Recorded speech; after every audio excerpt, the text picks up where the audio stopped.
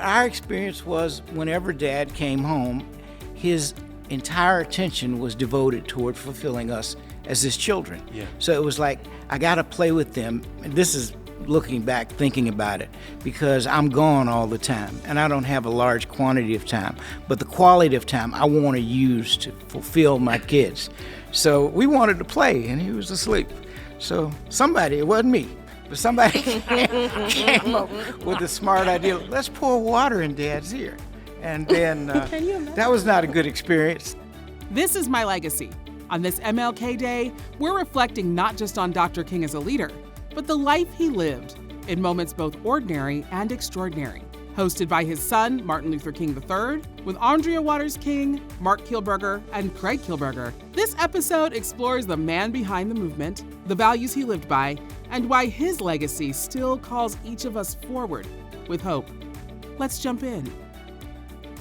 My father delivered the I Have a Dream speech 62 years ago.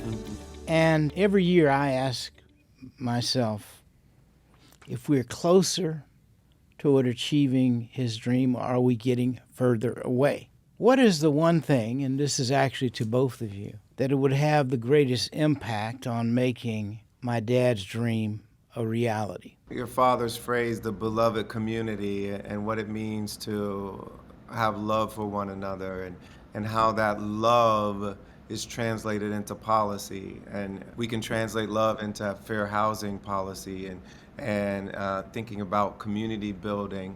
But we can also translate it into issues like war and peace, whether or not we are sending bombs to destroy communities that aren't part of our country, but are part of a larger beloved community. When it comes to discrimination, Dr. Perry said there's nothing wrong with black people that ending racism wouldn't fix. Part of what it means to love one another is to not be racist. It sounds so simple, but to not discriminate against people because of the color of their skin, to not treat them worse, to not deny them resources, to not appraise their home at a lower level because of the color of their skin.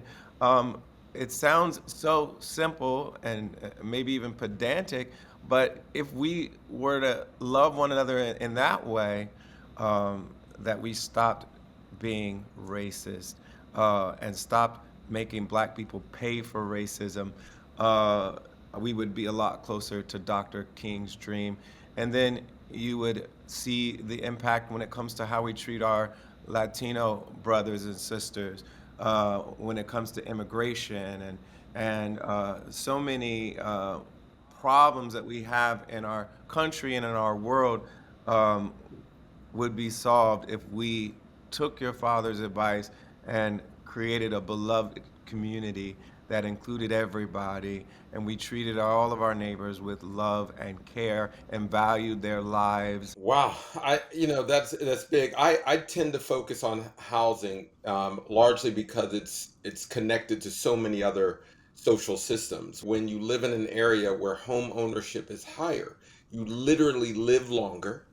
You have higher levels of well-being, less likely to be incarcerated, more likely to own a business, because we know what equity can do.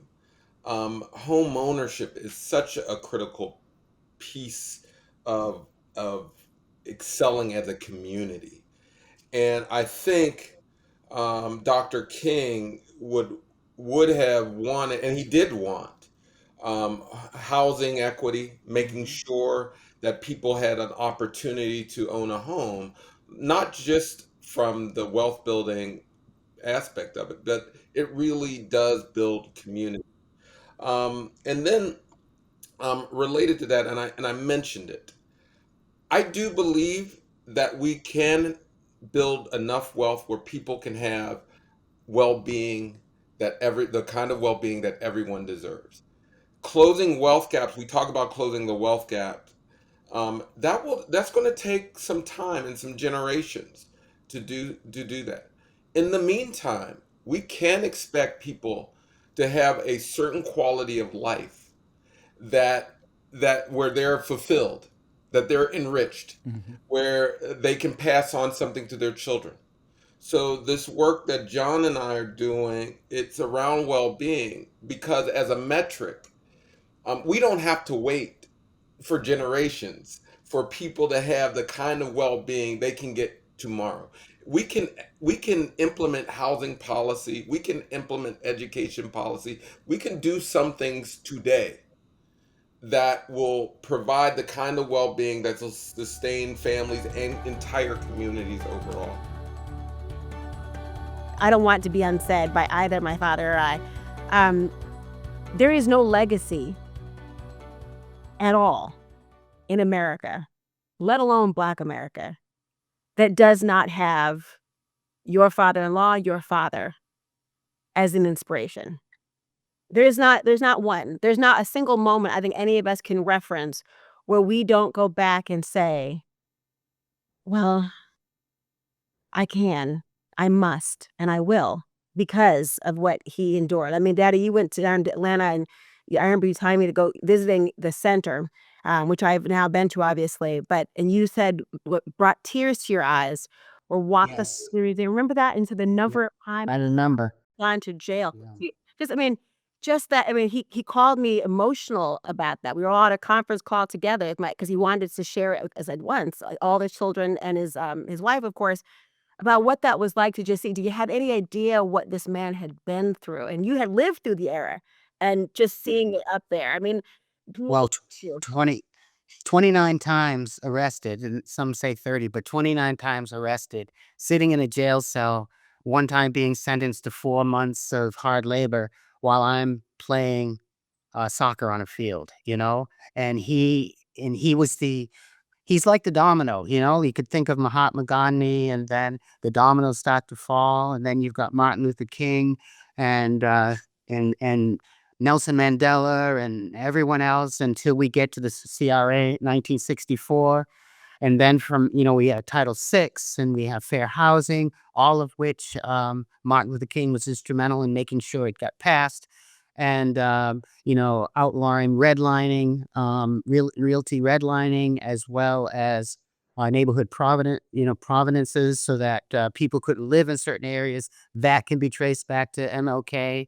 And even Title IX and the ADA and gay rights, discriminating against people based on their sexual orientation, all go back to that CRA. Although there were different laws that were passed because of them, but it still starts with the argument that you cannot discriminate against people no matter who they are. And I think he said in his letter from Birmingham that injustice for one is injustice for all.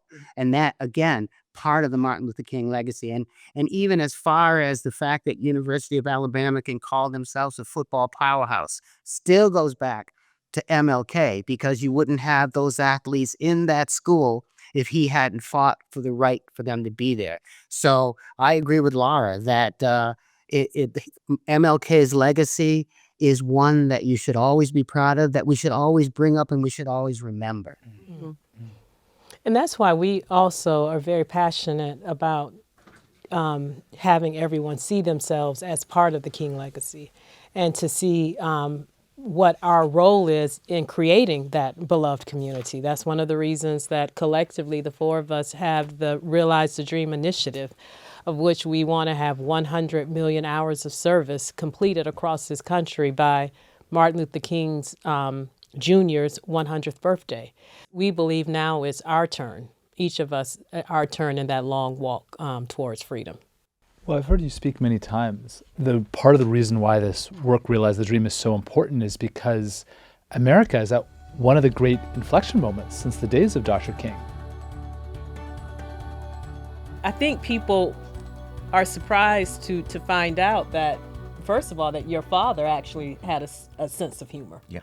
And brought a sense of laughter and lightness to the house, and then even amongst people on the road with them, and like they would find ways to laugh. And Dad is seen as extraordinarily serious, but as a minister, I guess you're always bringing humor to life experiences. So while the public didn't necessarily see that, all of his colleagues, including others who happened to be around would see that. And I guess it's, some of the things they joke about would make one think, you're joking about this? But if they didn't, I'm not sure how they would have made it through it. It's interesting because I think it was last year I was asked to be in a documentary about your father that focused on his relationship with basketball and about how he used basketball to connect with people. And I thought it was a great perspective and a great entry point into talking about his legacy. Because, it's sort of hard for people to imagine, Dr. Martin Luther King Jr. playing basketball. Yeah. And I think I made the joke during the interview, was he out there hooping in church shoes? What did his jumper look like? I need to know this, But it is, just what you said is that you have to have some levity, even in the seriousness of, and we see this from Black people all the time. You see it on social media. It'll be the most serious situation, and the jokes that our community will have is a way of us trying to balance out something that might be terrifying with also saying hey, we can't stay in a constant state of being paralyzed in fear. So let's just get these jokes off right now and try to diffuse the situation a little bit. And one thing I would like to add as well, because just like you, Jemele, I love all of our conversations on this podcast. I think we're incredibly blessed to have such phenomenal guests. One of the things that I love the most about this conversation is the celebration and the look into Black love. I think that a few years ago in Boston, there was a monument that was dedicated to Martin's parents, that here you had on the oldest public park, the Boston Commons, and you had this monument to Black love. And that conversation was missed. And so it's wonderful to have this conversation and to celebrate you all and to celebrate Black love. Yeah, I would even take it a step further and say I think that part of the story of Dr. Martin Luther King Jr., the love that he shared with Coretta Scott King is a major component that I think often gets overlooked. And having done extensive reading, I read Coretta Scott King's the biography she wrote. I read it maybe 5 or 6 years ago, and it was very eye-opening. And I think generally the appreciation for the woman that she was gets often overlooked. But their story is a love story. We're building something real here, one episode at a time. If you want to be part of it, subscribe. It's free, it matters, and we're just getting started. It reminds me really of something my father went through in relationship to just nonviolence, because he immersed himself in it and never deviated from it. Not sure what would have happened if he chose a different path. What we know is what he chose transformed this nation and the world. And, Dad was personally attacked.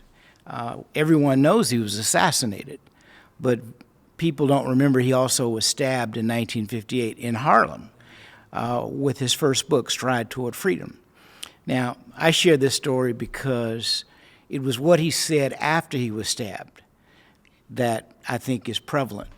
And that is that he had not recovered. It was just a day, and if the stabbing had been just a few inches lower, he would have died that day.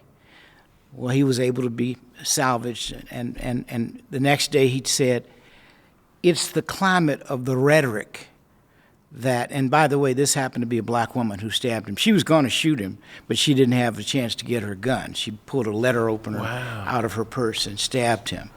And so he talked about the climate and saying, we've got to change the climate.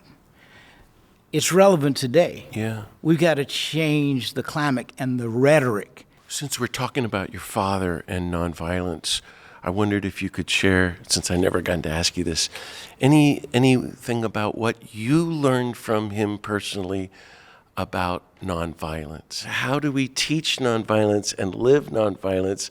And it seems to me sometimes your dad had it in his DNA to be gentle. For me, it's kind of a struggle. I'm thinking of that time you were marching with your father and you held his hand. I read in a book, and you felt the peace that he knew. Can you tell me what you learned from your dad about nonviolence? Well, I think, first of all, what was learned was this has to be a way of life, a commitment. You can't practice it one day, except for that one time where he became angry with us because we poured water in his ear. Meaning his kids, his children. And so he was, that's the only time I really ever saw him angry. He didn't quite whip us, but he was on the way. What you have to elongate. I never heard that story. Neither did I. And you got to tell us. You have to tell us that, because you're saying you never saw him angry. No, Otherwise, I never remember seeing him angry. I always saw him. He was always very measured and disciplined, and I think that's what, in relationship to nonviolence, it has to be a discipline because we are human beings. We're going to be upset. We're going to be angry, and as I said, now he was asleep. And he was exhausted. And because our experience... So you were violent. Well, yeah, I guess in a way. We didn't see it that way at the time. But our experience was whenever Dad came home, his entire attention was devoted toward fulfilling us as his children. Yeah. So it was like, I got to play with them. And this is looking back, thinking about it, because I'm gone all the time, and I don't have a large quantity of time. But the quality of time I want to use to fulfill my kids. So we wanted to play, and he was asleep. So somebody, it wasn't me, but somebody came up with a smart idea. Let's pour water in Dad's ear. And then Can you imagine? that was not a good experience. It was frightening because, of course, we did that and ran, and he ran after us. Did he catch you? Didn't whip us. He didn't catch us that day. I qualified that day. But the rest of the time he was gentle. He was always measured and always the same kind of love that he provided for us as a father, although it was a father-son or for the daughter relationship, he provided to everyone. Just that's the one time in your 11 years you saw him get even like upset. He was gentle, nonviolent. Yes. He was practicing what he preached. Right. And I think that's what the movement needs today. We all have to reach Dr. King's level of nonviolence. I think, yes, ideally. But I also think there's a practical and real side of human beings. And it doesn't mean we can't get there. We have to always aspire. Just like, we talk about a perfect union. Well, we're never going to be perfect, but we can always aspire to that. Martin, we've had this, Martin Luther King III, we've had this conversation that, one time you were arrested and you went to jail right next to people who were, cold hard killers. And John, I know that for half a year you had to stay in prison after one of those arrests. Like, this is like, for our listeners, don't think you're just walking in and walking out. Like, there's real consequences of how you have put your lives on the line in extraordinary ways. If what we believe is not costly, we're left to question its value. That's the bottom line, I think. Wow. So that if we really cherish... One more time, That please. was very profound. If what we believe is not costly, we're left to question its value. And I think that is the core of nonviolence, that it's going to cost you something. The other side of that coin, and Martin King, I wanted to just mention a very, very important story that I learned about your father incarcerated. It's how much he cared for the other prisoners. I don't remember where, he had so many, and he was in there for so long sometimes, but his main concern was, how is so-and-so? And so-and-so hadn't eaten this day, and so-and-so didn't have their pills, and is so-and-so being looked after? That makes the point, I think, of you cannot and you should not do this alone. You prepare yourselves alone in the sense that you have to go inside yourself in order to go out and carry what's inside. And that is your humanity, your compassion, your joy, your realization of a problem that needs to be made public. But if you go alone, don't expect to change the world. But I think you have to do it and not expect to change the world. All of the issues that I have been involved in, I don't know about you, John, but all the issues I've been involved with and all the times that I've made a public statement in protest, not one of them has improved. Not a single one. And so it's a lesson to me that I'm not responsible for making that change. I'm just responsible for showing up and joining the community that continually shows up. Your doctor hat on, take out your prescription pad, take out a pen, and what's the prescription of solving disconnection? Well, since you asked for prescription, it turns out the final document that I issued when I was Surgeon General was actually called a parting prescription to America. It was about what you're getting at, which is there was this deeper question that had been bothering me for years when I was in office, meeting people and talking to them, which was this. The question was, why are so many of the people that I meet struggling with a sense of unhappiness and emptiness? Why do so many of them feel like something is missing in their lives? And I realized that many of the narratives that were told, that it's due to economic challenges, security challenges, these are real, actually. These really contribute to the unhappiness and anxiety and pain that people feel. But even when those needs were met, I was finding there was something else that was missing, that people were still feeling that sense of unhappiness. They were still suffering. And what I came to understand through many conversations and research and data, etc., was that there is a story that we have told ourselves, and young people in particular, a narrative that society has created about what constitutes success. And young people would often say this to me most eloquently and clearly, because when I would travel, I would always ask them the same question: how do you define success? And they would say, well, society is defining for us as money, power, and fame. And if we can achieve those three things, then we will really have made it. People will make documentaries about us or write books about us. It'll be great. It's why I met so many people who were saying that what I would say, what do you focus on right now? They would say, I'm focused on building my brand, right? And there was a small part of me which, died every time, like somebody said that, because I think it's emblematic of a broader problem. But when you look at what really leads to fulfillment, it's actually remarkably consistent in research, in life experience, in history, and in scripture across faiths, which is that it's a different triad. The triad of modern day success may be wealth, power, and fame, but the triad of lifelong fulfillment is actually relationships, purpose, and service. It's the people we love, the people we help, and it's how we find purpose in our lives and lifting each other up and being a part of something bigger than ourselves. That's actually how we find fulfillment. The core, though, the key about the triad of fulfillment is it has to be rooted in a core virtue, and that virtue is love. Love in all its manifestations of generosity, kindness, but also hope and courage. Those come from love as well. And in writing this parting prescription, I was deeply inspired by Reverend Martin Luther King, by your father and father-in-law, and his call for the beloved community. Because I saw the beloved community, and Alice and I would spend a lot of time talking about this, because we talk about this in the context of when you become a parent, you start realizing that your child is going to need a lot more than you can provide to live a fulfilling life. They're going to depend on the world around them.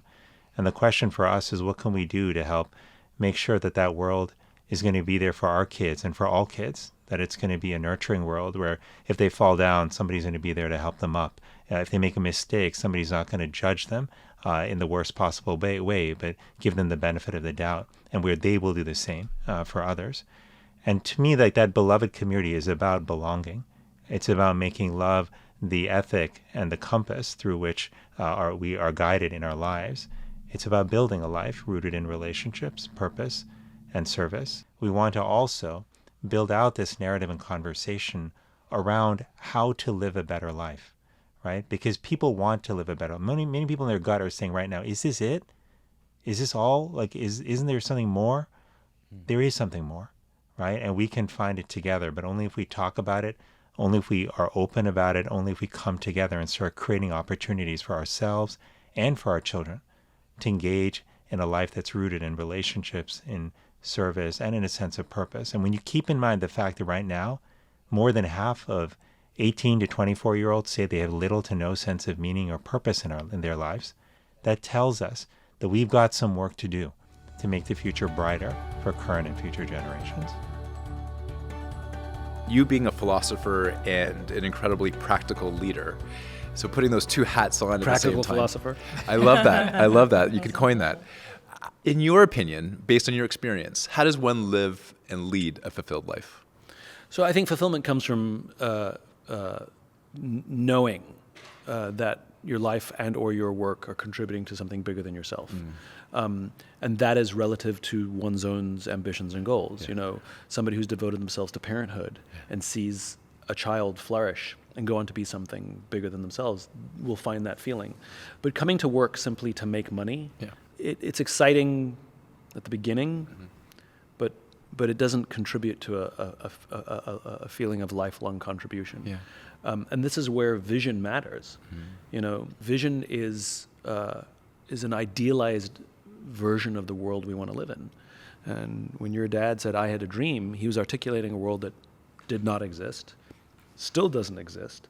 It's an ideal state that we strive towards. We'll never get there, but we'll die trying, and that's sort of the point. And all of the markers, all of the progress, all of the waypoints, you know, 3 steps forwards, 2 steps back, 3 steps forwards, are proof that we're getting closer and closer and closer to this idealized state.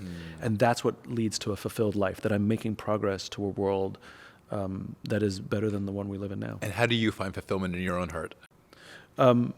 So I have a vision of the world that doesn't exist. I imagine a world in which the vast majority of people wake up every single morning inspired, feel safe wherever they are, and end the day fulfilled by the work that they do.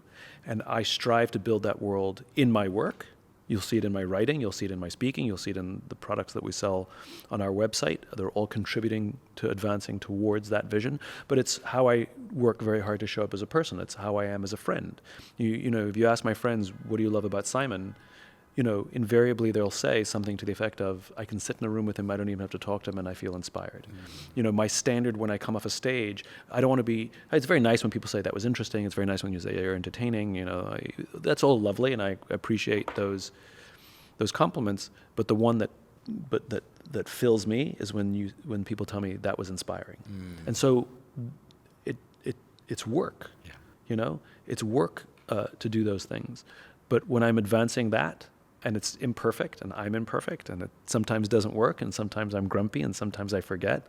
But when it works, it is deeply satisfying on a very, very deep, deep, deep level. Thank you. Simon, I don't know if you realize this, but I used to monitor the Ku Klux Klan and neo-Nazis and skinheads. Did I ever tell you that? No. Yeah.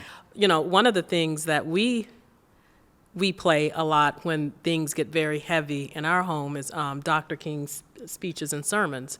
And I love the way there's one in particular that recharges me.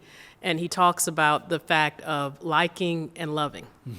He says that, you know, that he's happy that in the Bible it says that you don't have to like your enemies.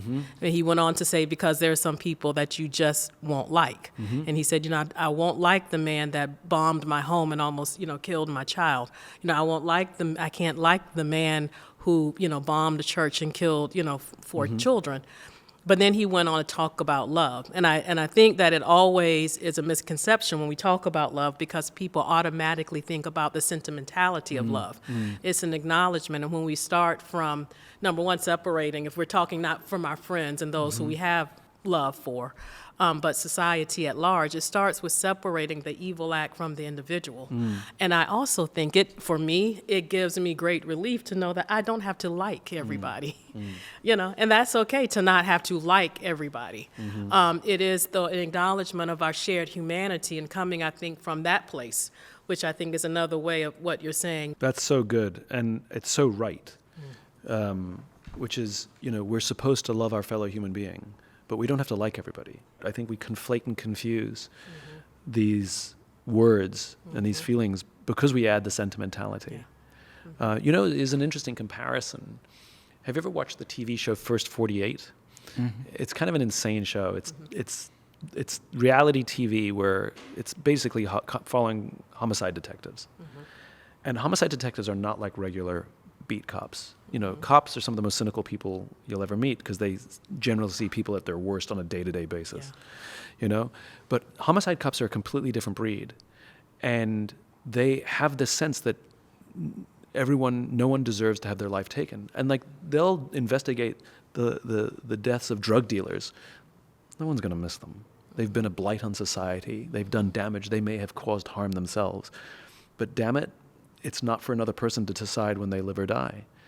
And they seek justice. And I'm always fascinated how they seem to have love, but they definitely don't have like.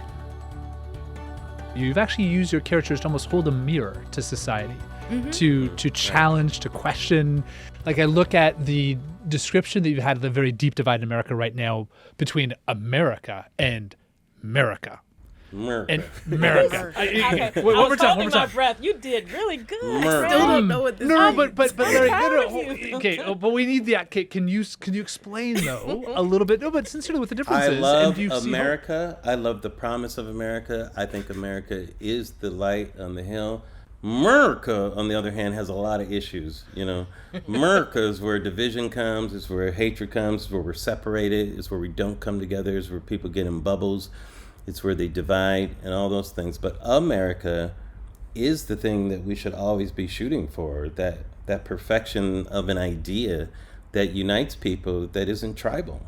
It is about freedom of expression, all these things, freedom of speech, the ability to be a unique person in the world and not be threatened by government has never happened before, But America tends to threaten those things in different ways, And so I did a show early this year where I made that distinction through a show where I did both political commentary and magic tricks, which a lot of people didn't know that I did magic. So we all have been friends for years, the four of us here, but we recently wrote a book where we talked a lot about the disconnection. We talked about the solution being the beloved community, but the disconnection, frankly, in America and around the world.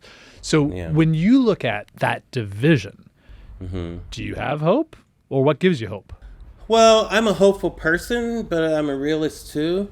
Look, I was very influenced by, Dr. King. I mean, here's a man that understood that division. He relied on America to get us out of the worst instincts of America. It's people don't realize, they don't appreciate today how revolutionary not a nonviolent approach actually is, because we allow oppressed people to fight back everywhere in the world. Why was it not allowed here? What's the difference? Why? We expect it everywhere in the world. Why did we not expect it here?